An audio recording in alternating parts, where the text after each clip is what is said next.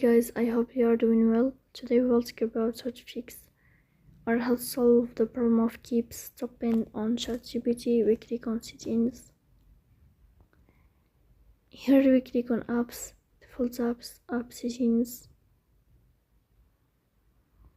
Then we click on ChatGPT and we click